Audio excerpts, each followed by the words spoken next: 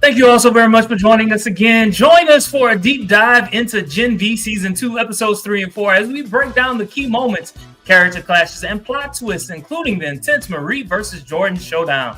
We analyze how these episodes expand the series' darker themes and set the stage for what's next. Perfect for fans wanting a thorough recap or new viewers catching up. Plus, we've got engaging panel questions inspired by the latest episode, so stay tuned. Like, comment, and subscribe for more Gen V analysis and episode breakdowns. Hell yeah!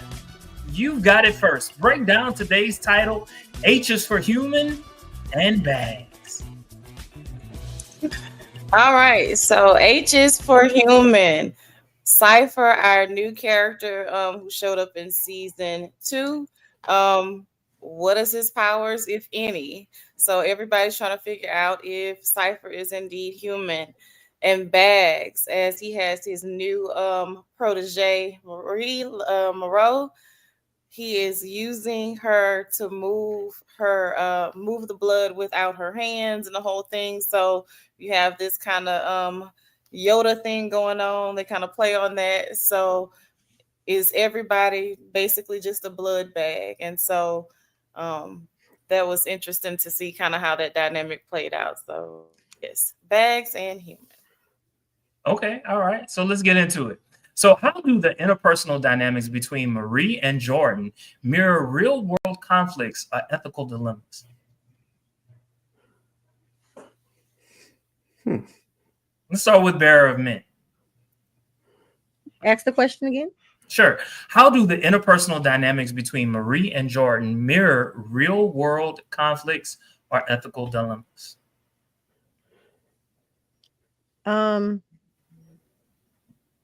Real world conflicts, as in their relationship in general. Well, I think it does mirror their relationship for certain. I'm sorry, say that again. I said I feel like it definitely mirrors real world dilemmas for certain, because there's just a lot going on with the younger generation exploring their sexuality and seeing it play out with, like, I guess mutants is interesting. Okay. Chad? Yeah, you had the obvious stuff with Jordan being what they are, but earlier in this episode, it still kind of carries over from the last episode where Jordan is being real dude-ish about the whole "I love you" thing and like trying to avoid addressing that at all costs, which is a very young dude kind of thing to go through. And like the last episode when they did it, it was when Jordan was, I believe Jordan was in her dude form. And this one, which I at least I was amused by, because it was like, of course she's gonna be, the sketchy dude as a sketchy dude. But it carried over. I think in the beginning of this episode, they were as girl Jordan. So just just the visual look of that, being that this is activity that we would normally associate with a dude. We got it from a dude last time, but it's just showing you who Jordan is in that state. But as the episode went, it's just that it's the early kind of kid thing of, I don't know how to express my feelings and all that kind of stuff. But they just can play with the dynamics because you have a person that is literally transgender and can flip on a dime and the visual of seeing which one is talking to Marie at that time and how you want to get into that. Oh yeah, not transgender, bigender. That's right. That's right. Like Jordan threw out there real quick. Transtastic. Like, I'm just trying to make that. He was gonna go by non-binary, honestly. I thought that was ridiculous. So, to me, relationships in general are just messy. So when you throw in the whole bi-gender dynamic, you have these superhuman people who are still honestly just children. You marry all that in, you get a nice clusterfuck of mess simply because we can't just function as normal children. We still have this duty, this responsibility, and so we're trying to work together to bring down the establishment. But I'm a virgin. Well, no, I'm not anymore. We're dealing with that, and so now I'm basically dating two different people, but still the same douchebag all at the same time. So it's a lot going on. So you have the ethical or unethical ramifications simply because we have a larger vision at hand, and so we're supposed to be on the same side, but we bump. So that's messy. It's just messy. It's real messy, but I'm here for it. I like it. I like to watch it. I like the fact that the computer automatically just like dipped you out so we couldn't hear you say Bear man. How she didn't tell that man that them stars with stars upon stars, whatever. Dr. Seuss can only handle this. But what I'm saying is, why you ain't tell them you's a virgin? Well, kind of, sort of. I did a few things, so technically. I mean, you kind of had timing intact. You know what I'm saying? And that was whenever I saw that part, I said, "Oh, that's why you loosey goosey." Everything is intense. Is what?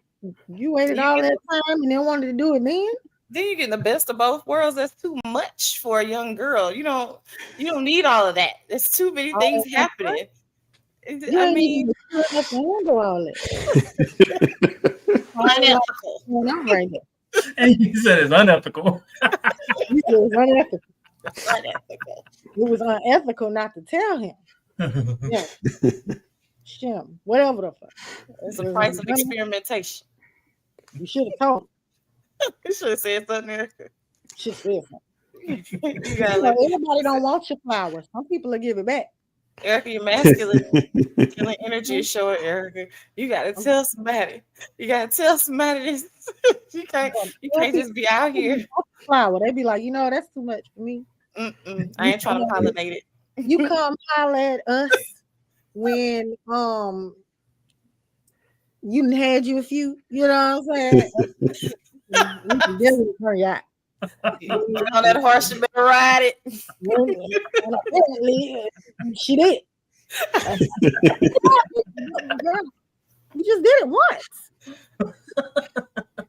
And you I love it. All them differences. That's why you in love. Chad, what role does the series' darker, more mature tone play in shaping viewer perceptions of heroism and villainy?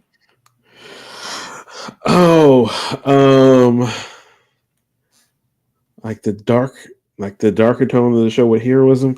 Well, I mean, in this show, they kind of blur the lines of heroes. So, I mean, our set of heroes right now, like one of the first things we see them do this season is bash a girl's brains in. Granted, they got issues with her, to say the least, but they bashed the brains in. It's not like they don't know her, and they were like, "Peace out. We just gonna go ahead on dip around the corner." So that was an accident. It was an accident. It was an accident, but they could have accidentally put her brain matter back in the skull before they left. But they were like, "Nah, we just out of here. We just out of here." The snake right there. Oh, look, I don't blame them. I understand because while she been out here living this life, while they've been locked up in this brick wall for like however long they were there, I get it. But brains wouldn't have been bashed in had you not tried to touch a real sister or brother. You know what I'm saying? Like, you can put the phalanges to yourself. So. See, again, this is why the whole blurry line stuff. Normally, it's like they give it to you more cut and dry. Like, these are the good guys, but our good guys have done some stuff, and will continue to do stuff. So that's they play with it like that because these are clearly our heroes. But I mean, I'm not going to be surprised if there are more people that end up dying at their hands as this whole thing goes along. And then like I think is it at the end of this episode where Jordan makes the big proclamation about, you know, that we actually did bash the brains in and all that stuff, which I know we'll talk about it more later, but which was real stupid, just completely stupid. But again, we have these very, very flawed heroes because yes, they're put in a bad situation by framing humans for doing this, but it's like, what good does saying this right now do any of y'all? It's only gonna make things worse, which it does, and that's because y'all are, at the end of the day, we dealing with kids. They just stupid. So, well, both Elia and Bearer of Men reacted when you said that. What are your thoughts? They just remind me of how I thought I was grown when I was 20-something. And you know how that saying goes, I remember when I had my first drink. Like, that's what it makes me think, damn, dummy. What you getting up here? Just they done already covered it up, and you think they finna go down for this? They finna flip it. They finna flip it. They finna flip it. Like, what are you talking about? Ain't nobody worried about your little conscience. Get your ass on. Those blurred lines. Girl really works. Don't nobody care about your little conscience if you don't get in line to shut up. Hell yeah. Now get to the back. Get your ass to the back. Be quiet. Oh, so that's the blurred lines, because ideally you would think, hey, honesty is the best policy. Those are the things that we are raised to believe that are true, not a whole bunch of hogwash. It depends on whatever the situation is, whatever perspective is the loudest. That's what we need to go with. And so, I said, whomever's controlling the narrative. Exactly. Right. And so you decided to get up there and grandstand at the wrong time again, showing that immaturity. You could have kept that to yourself, and now you started a whole war. So, yeah. Okay. Echoing what Ken and Bearer of Men had to say. Okay, I want to switch gears real quick. Elia, which character development moments stood out most, and what do they tell us about future conflicts? For me, I'm just gonna always be a huge fan of Emma. I think she really stands out quite a bit. Big or small. All pun intended. She's just been kind of going through it. So just kind of seeing her trying to figure out who she is, how she fits into things. But at the same time, she's a very clutch, and key character to things, because she kind of pulls things together. She comes off sometimes like a B character, but not really. And so seeing her develop and work with, what's his name? Help me out. The father. Yeah. Dang. Why can't I think of his soup name even right now? I cannot. Well, him. We know who you're talking about. Yes. Polarity. Thank you. Yes. Seeing her even be brave enough to even address that, I love that. And potentially that may even kind of be on brand for her. But still, just watching her continue to just grow and develop and kind of pull things together for the greater good of the group, and not being just so self-centered, and stuck on whatever's going on with her and Sam, to where she can't, do things for the greater good of the group. So I love watching her character develop. Bearer of Men, characters that stood out, and what do they tell us about future conflicts? I'm interested in seeing how this guy who see these Muppets turns out. He nutty as hell, ain't he? Everywhere he go, he see goddamn. He see the Muppet shit. He is crazy as a mother. And then he's sitting around talking to what's the bi gender person name? Oh, Jordan. Oh, that's interesting. I'm like, so then, that's what gave him the courage to go out there act a damn fool in the first place. So I'm interested to see if he turns into a good guy instead of a henchman. Okay. All right. Chad? I will go ahead and take Marie on this one because we had the whole deal with her going and meeting with the family friend and all the conflicts of emotion she had with that. Like when she rang the doorbell and the lady told her, "Don't call her Aunt Pam," and seeing how she reacted to that, and just the like when they get into it towards the end of that scene, and Marie's basically telling her, like, I just had my period and this all happened. I didn't mean to do anything. I didn't do this. My parents actually signed up for this. Like, that's not. She's grown from what we saw her, like, in the first season. And I don't think she would have like straight up confronted her quite like that in the first season to now. And she's getting more of that kind of confidence doing these things, finding out about her past, and working with Cypher, who we don't know jack shit about. So seeing that kind of development from her, particularly from what we saw her starting the show to now, and some of the stuff Cypher does with her, you kind of got to wonder, is her confidence going to go in the right way when she needs it? Bearer of Men, how has the tone of Gen V evolved over these episodes compared to the first season? When you say evolve, what do you mean? How has it changed? I think everybody is going into the social media world kind of better than before.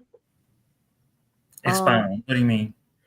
Like they're like, as much as we see them trying to push back and be vigilant and like stand true to who they are, they're still getting sucked into the politics of like learning that a part of being a hero and being like a part of this dream that they always wanted to be a part about was commercialized.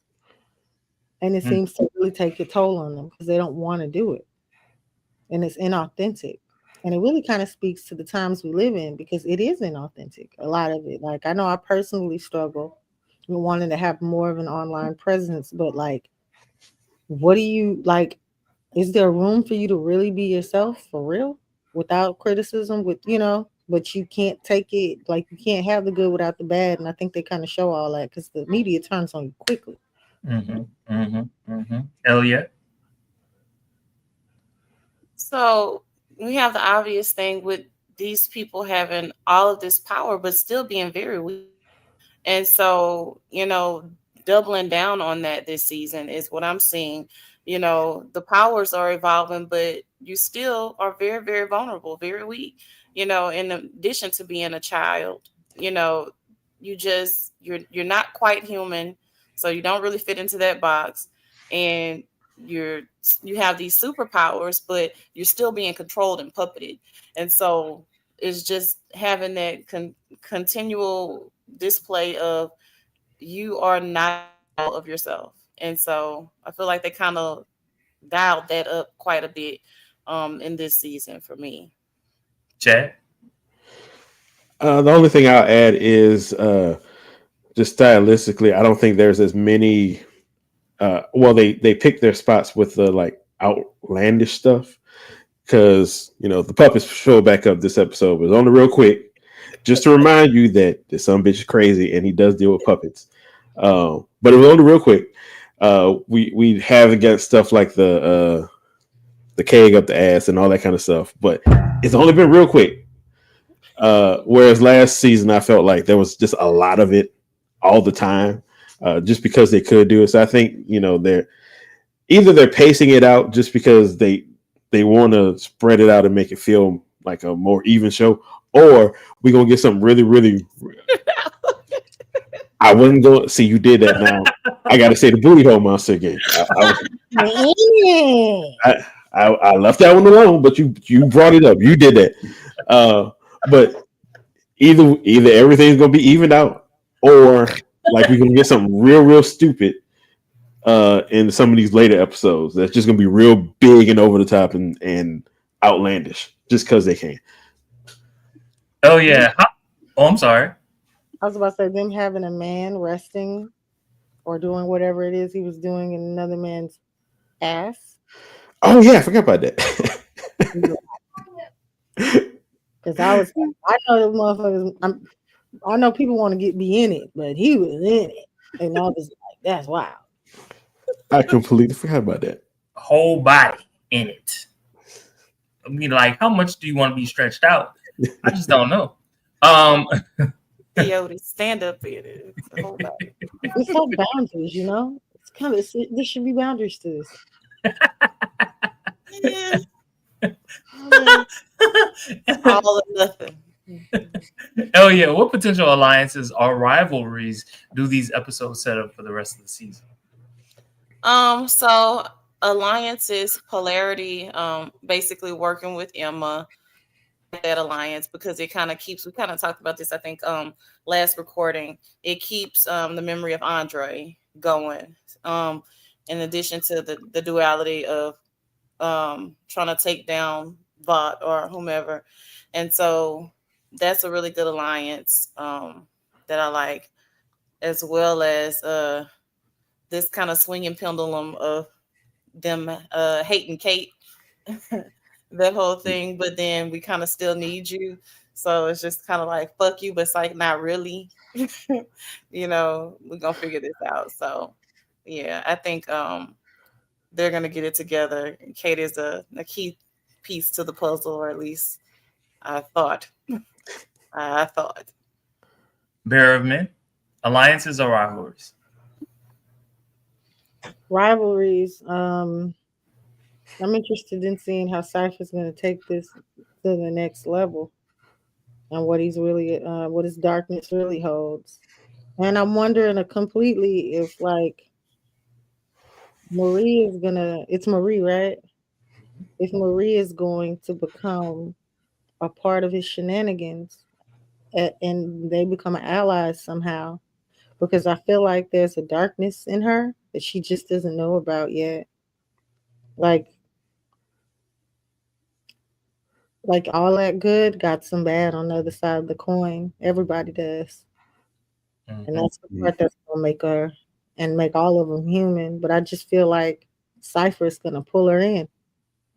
So that alliance, and then like what kind of rivalry it's gonna cause between all the rest of the characters. Because I feel like she's impressionable. She just doesn't know it. Chad? It's gonna be the whole group and Kate for me, because like you've blown off her hand, you busted her head open, but yet still we got to do all this stuff together. So they're mildly getting along by the time we end these two episodes, but I mean something else is gonna happen. So it's gonna swing back again. I'm sure, at least with some of them. So it's how to do all of them fall out with Kate again? Do some of them get back in good with her and are going to be on her side? Or like what combination we're going to have for that? Because there's going to be something that goes up with that. Chad, you have the next question. And the reason I want to pose this question to you is because I know that you love the boys. So on this panel, you're like our resident expert. All right. So, but it's boys and Gen V. All right. So are there any subtle clues or Easter eggs in episodes 3 and 4 that hint at major reveals or character backstories?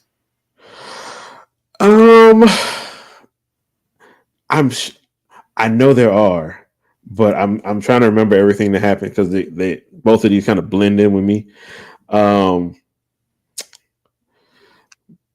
I'm trying to remember who did we see? Did we see the Deep in this episode, or was that in the ones before? I think it was in episodes 1 or 2. Okay. I thought we saw him in the frat house, and we saw Starlight. Yeah, I thought. Oh, so that was in like the second episode. Okay. There's nothing that. Okay, from these two episodes, there's nothing that jumps out that explicitly like is saying this is going to be where we're leading, especially towards the boys. Outside of the whole Odessa subplot as it is. I mean, because that could just stick to Gen V, but you would think since Starlight introduces it's going to merge over to to the boys. But outside of that big one, I haven't really seen it. I know there'll probably be some more stuff here and there as we get towards the end, because I just can't see them not building to something jumping over from this season to the boys, and then continue to build up for whatever comes for Gen V season 3. Okay. Oh yeah. Were you able to figure out anything? Again, echoing what Chad said about Starlight, and just kind of her working with the Gen Vers, to move the plot along. That's the only thing that I can kind of decipher, because I didn't finish the boys, and so obviously, we know that Starlight is one of the quote unquote good guys, and so kind of seeing how she's going to work with the Gen Vers to move things along. Bear of Men. Ditto. I can only see the Starlight. I don't know. I don't think the Deep is about to be on anything, or I don't think he's like a segue. Although it does seem like he's been around a while. You know, like, and why is there a whole frat that's dedicated to him? That I want to know. Okay. All right. So how do the events in these episodes challenge or reinforce your expectations of character morality? We kind of talked about that a little bit earlier, but how do they challenge or reinforce your expectations of character morality? Let's start with Elia. So it challenges the morality, because, again, you think, hey, you can be upset with somebody, real upset, but here are the things we don't do. And, letting somebody bleed out is probably at the top of the list. And so it challenges the morality, because, in essence, okay, we're frenemies, but we don't watch people just bleed out. We want to help them. And so just kind of watching that whole thing play out to where Marie wants to help, and then everybody's like, no, she good. Let's just leave her. So that kind of challenges the morality, but at the same time, I'm gonna straddle the fence just a bit here. It's kind of on brand for this show for me. Like, anybody can get it. And so Bear of Men. As far as morality goes, like the aunt Lion, having taken care of that daughter, and then just having completely abandoned a young girl who got her period, who didn't ask to be born, calling the other daughter the real miracle. And I wouldn't even be surprised if the other daughter is affected too, and somehow they've kept them apart, trying to make it seem like, because how? Yeah, you don't think that stuff was still in her body, whatever compound that was made that allowed her to get pregnant in the first place. You don't think it still was just around lingering? Didn't the daughter look just like her sister? Like both, and weren't both the parents brown skin? Yeah. Like, if you got the right people casting, that ain't the pappy, but okay. Can we get some authenticity? I know we hops around. I know Black people, you can rattle us up and you can get anything when you roll it, but listen. We reaching that far back and finding some curly haired churn with 2 chocolate parents, okay? So I just always wondered, is this gonna be something? Because their babies don't look nothing like their man. He's still out. And I'm talking about both of them. So I'm just saying, if I remember it right. You remember it right. Chad. For me, it's gonna be the again, I'm going back to the whole Kate stuff, because it because of the way it swings, it's like, we're good with using her to advance our cause that we think is like a righteous cause, but we are clearly like using her and putting her in danger and not really caring. Like when they had her sneak into Cypher's house, which since nobody brought it up, I mean she did make that dude fucking garden gnome. That gnome got the business. I just want to know how we still feeling bad for Kate. Oh, How? I don't think you should. Yeah, more than just going off. You've been lying and taking people memories all this time, girl. You lucky that's all you got. You lucky you got a rubber hand. I don't know if I feel bad for Kate per se. I don't know if I go that far. Yeah. I don't know if I go that far, but I do understand that in essence, Kate is a victim as well by these adults that's doing this to these children, and they have literally been using her. You know, she's still a kid, and so I don't know if I feel bad for her, but I do understand. Yeah, but I think that's why they have her getting her head blown off in the first episode. It's like you're gonna have to pay. So it makes you feel like it makes them feel like they've got some measure of revenge. However, the way they leave her there, it gives us a sense of, okay, we can have a little bit of sympathy towards her, and I think you got to have a little bit to make some of the rest of the stuff go along. But also that probably means she might do some more jacked up shit towards the end because they got you back in. Why she lucky she got hands? That's all I'm saying. You have to find out what I got going on, or you touching me with her nose. You better learn how. Well, okay, so Cypher told Marie, you don't have to put your hands down, right? Mm. So then can we not assume that Kate doesn't have to touch anybody to make them do what she wants them to do? Maybe if she would reach for me again, she better figure it out. She wasn't her damn hand blown off. She had two jellies just walking around wiggling. But yes, I agree. You be walking around like this next time you reach the.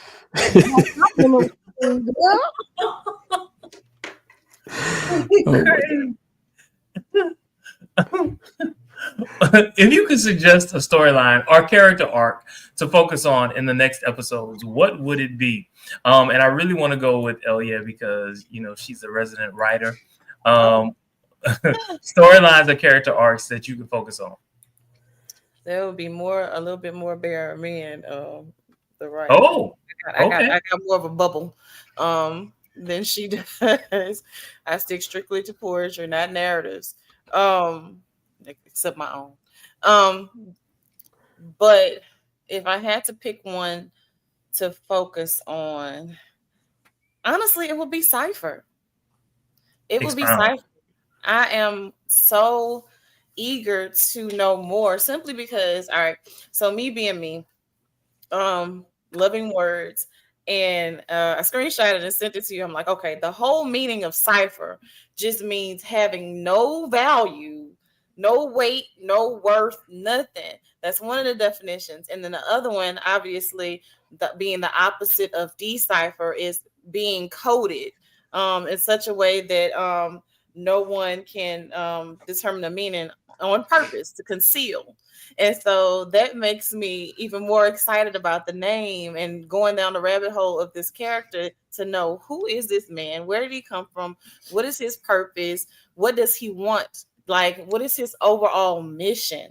Like, what is it with him and Homelander? I just have so many questions. I want to know more of his backstory. Why are we keeping our father in a bariatric chamber? Or, what is going on there? So if I had to do that, it would definitely be Cypher. And he's kind of crazy, which makes him really attractive to me in a weird way. Like, I like watching Cypher. He is a psychopath, and I'm here for it. I like it. Yeah, but could you have sex with him? Yes. It would be so raunchy.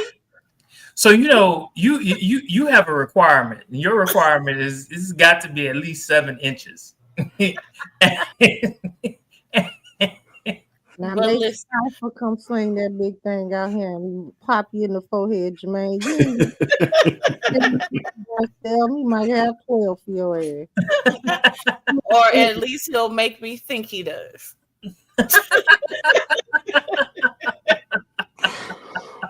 Mind control. That's all anyone ever really needs, just a little bit of that mind control, you know. Talk to me, tell me something. Barrowman, what you got? A character arc or a story that you could, kind of like delve into? I want to find out where Marie's sister is.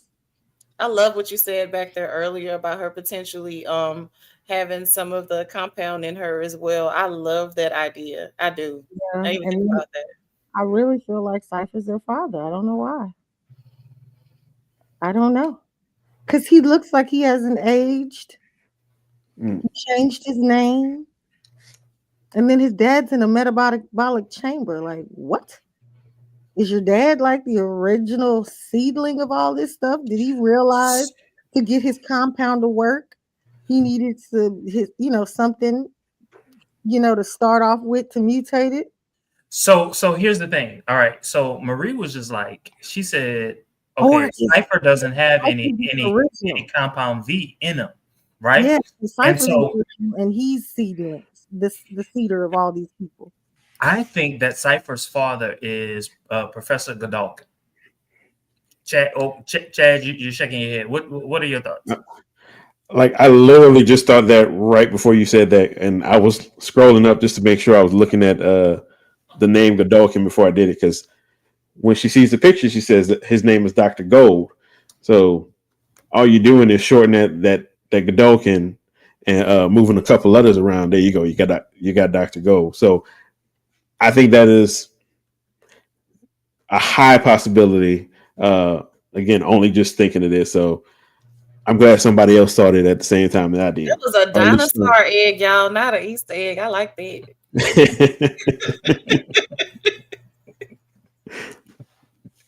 Okay, all right. So let's change gears just a little bit. How do the visual effects and action sequences in these episodes enhance the storytelling, if at all?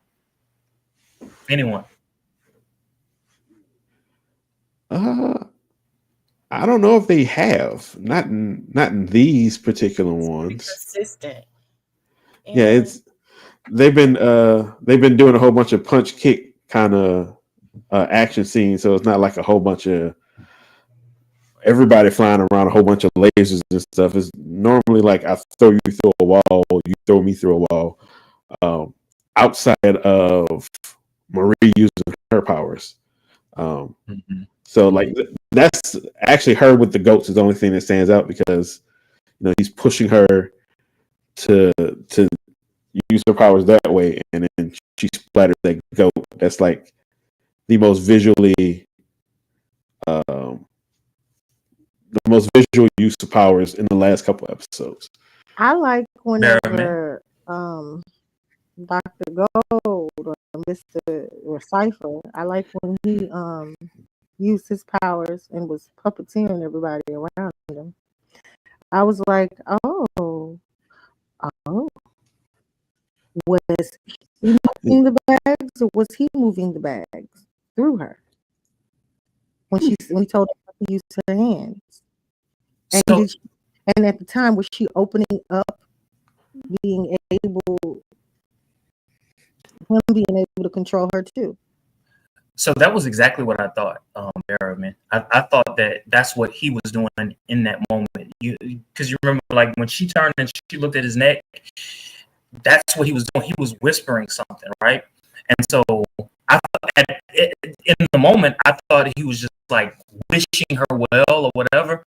It wasn't until we saw a little bit later when he was controlling Jordan that he was making Jordan do those things. So I kind of like went back to that moment. I was just like, oh. And she didn't know it. Yeah. Hell yeah. To me, visually, nothing really stood out. simply because I feel like they've been kind of consistent with the effects. Still a lot of gore going on, and so yeah, not anything in particular. No. Okay. One more question. I definitely want to start with Chad first because Chad loves superheroes.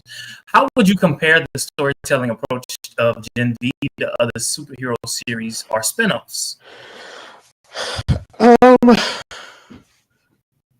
It is so.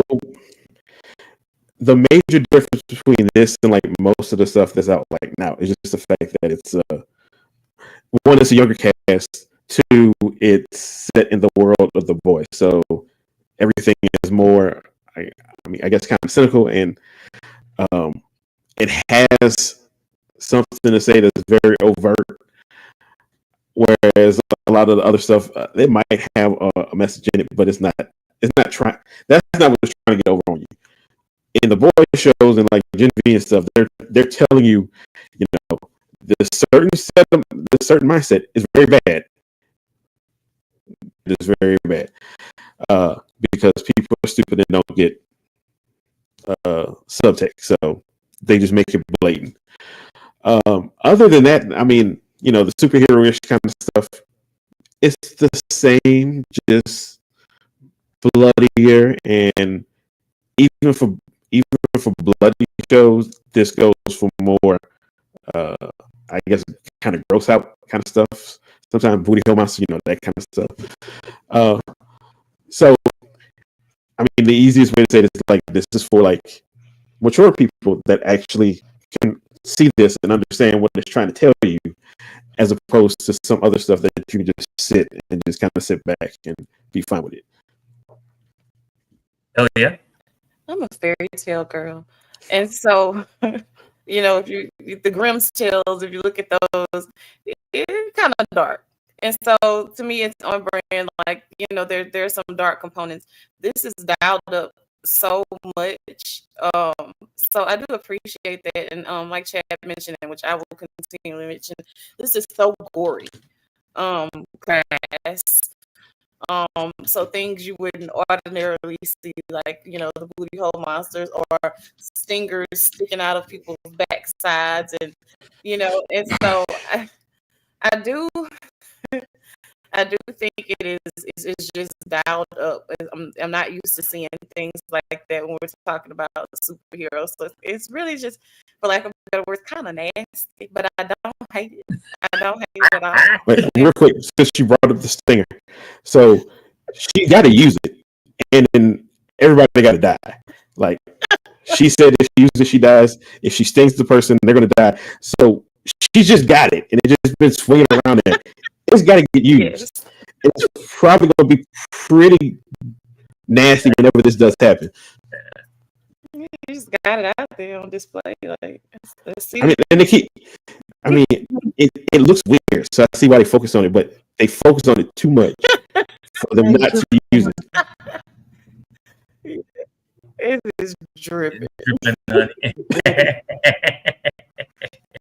It's like you kind of want it. Like, You just start wondering, is it sweet? But then taking out at it, it's like it couldn't. It's impossible. I want to know when you take a shit, where does it go? What is it? Turn sideways. And then How do you want? they got her ass up a PR. Go sit down, please. Bearer of men. What story? How would you compare? It is nasty. I'm not gonna lie. I don't even watch it with my kids walking around because I just know what's gonna happen, and I'm just not in the mood to have the conversation about what the hell going on. And I get that they're dialing up. Now this would probably really be like, what is so? But do you guys notice it might not just even be this show, but it's so much sex on TV. Like, I know they're trying to normalize it, but I don't know. Sometimes I'm just wondering, was I always approved? I just don't feel like people with sex and making eggs like that. I was making eggs like that all the time. What was y'all ever learning? Like the whole time they ain't learning shit. But I guess it's more realistic. So it is dark. I like that it's dark, but then it's satirical, and I get confused sometimes because it's just so much sex. A lot. It's a lot of sex, and as I heard about it, I'm like, it's what they talk. This is what you got in trouble for. This smut, just smut. Yes. But you wrote about it, so it, you still had to some degree single disgusting thing that you can think of being displayed in front of your eyes. That's different.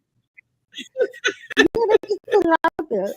It's like a lot to take in to get through the story sometimes, but I don't mind because I'm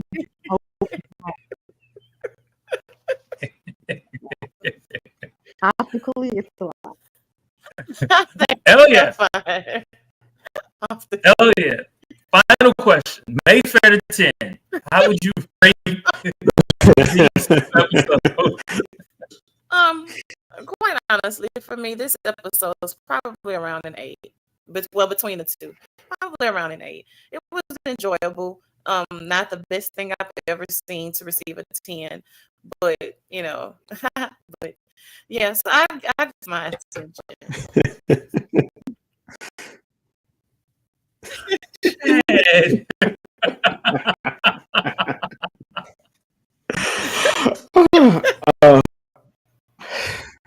I don't know if I'm supposed to for that, but I would just say 8.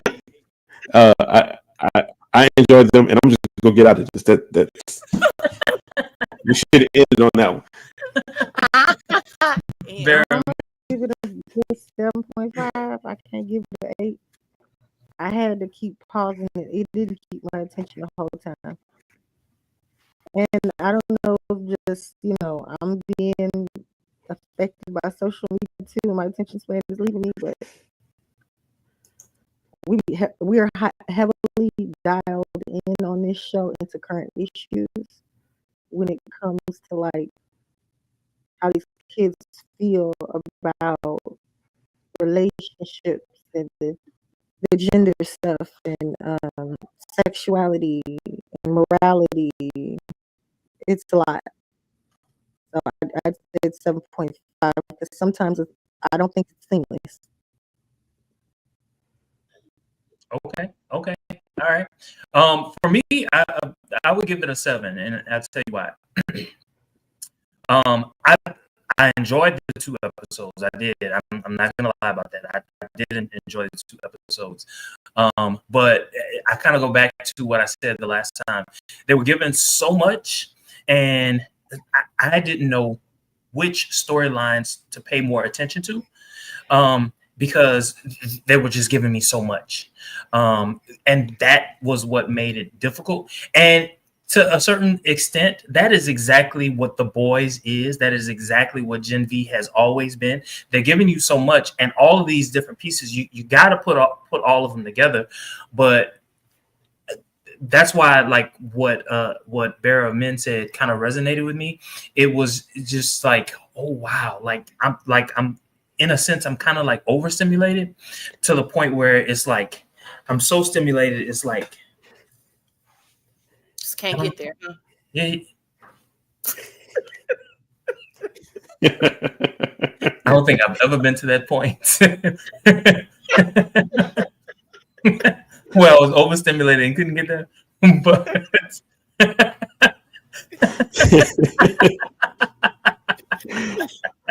Period. all right. Well, was there anything else that you all wanted to talk about that we didn't cover so far? All right. Thank you all. So I'm sorry, Elia. Pretty much certain we touched everything. Literally and figuratively. We touched toilet bowls. We touched pussy hair. We touched. We saw deep aspects. Women. Yeah. Anyway, thank you all so very much for watching us. Don't forget to like, comment, subscribe, and share on all your social media. Until next time, y'all have a good one.